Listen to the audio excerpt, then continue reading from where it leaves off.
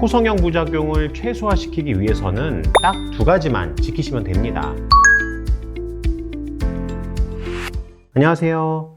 DI 성형외과 닥터눈코익 정현익 원장입니다. 세상에 싸고 좋은 건 없다죠. 싼 게 많아져 버린 요즘이라 그런지 쇼핑할 때도 질 나쁜 불량품도 많고 코성형 시장에서 재수술도 갈수록 늘어만 가고 있습니다. 그냥 성형하지 마시라고 말씀드리고 싶을 정도로 말도 안 되는 수술 방법이나 수술 결과들이 난무하고 있습니다. 이번 편에서는 코성형 부작용을 겪지 않는 방법에 대해서 알아보도록 하겠습니다. 코성형 부작용을 최소화시키기 위해서는 딱 두 가지만 지키시면 됩니다. 첫 번째, 코끝 구조물을 만드는데 이물질을 사용하지 않는다. 두 번째, 본인이 가지고 태어난 구조와 조직의 특징을 고려해서 현실적인 목표를 정한다. 근데 항상 이 두 가지를 지키지 않아서 문제가 됩니다.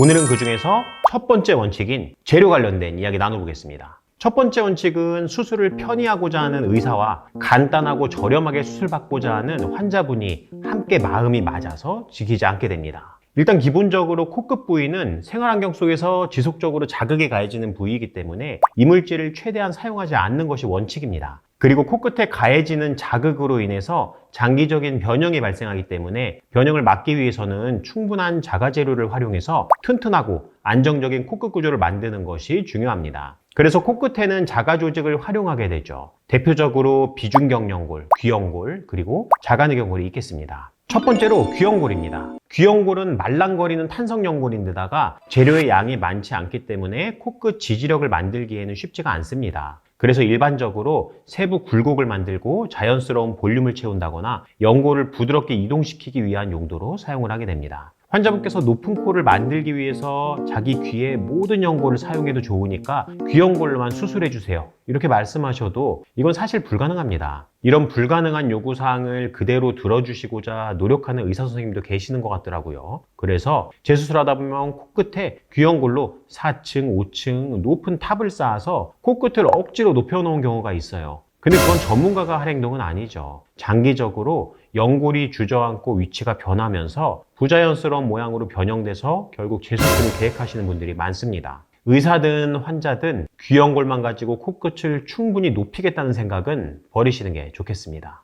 그 다음은 비중경연골입니다. 지지구조를 만드는데 가장 흔히 활용하는 재료죠. 코 내부 비중격에서 채취되기 때문에 추가적인 흉터가 생기지도 않고 코 수술하면서 채취하기가 용이하고 비중격이 휘어있는 경우에는 기능수술 효과까지 나타나게 되죠. 게다가 어느 정도 강도가 있는 판 모양의 재료이기 때문에 코끝 지지구조를 보강하는 데 쓰기 편리한 모양이고 환자에 따라서 재료의 양이 다르다는 변수가 있긴 하지만 후방의 골격 부분까지 같이 포함해서 사용하게 된다면 생각보다 충분한 양을 채취해서 활용할 수 있습니다. 하지만 문제는 재수술 환자분이죠. 비중격은 한 번 쓰면 끝이기 때문에 이전에 비중격 수술을 받으셨던 분이나 비중격을 사용하셨던 분의 경우에는 사용이 불가능합니다. 마지막으로 자가늑연골입니다. 자가늑연골은 필요한 만큼 채취가 가능하기 때문에 양도 충분하면서 재료의 강도도 강하고 연골을 조각해서 다양한 용도로 활용할 수 있기 때문에 코 수술에서 사용하기 아주 좋은 재료죠. 게다가 연골의 특성상 이식했을 때 잘 생착이 되고 나면 그 볼륨이나 강도가 잘 유지되기 때문에 심한 변형으로 코끝에 강한 장력이 걸리는 재수술 환자분께도 아주 유용하게 사용할 수 있습니다. 단점이라면 수술 후에 매우 드물게 와핑 현상이 발생할 수 있다는 점과 채취 부위에 흉터가 발생한다는 점, 그리고 수술 방법이 기존의 수술과는 완전히 다르기 때문에 상당한 의사 숙련도가 필요하고 의사에 따라서 수술 시간이나 수술 결과의 격차가 크다는 점이었죠.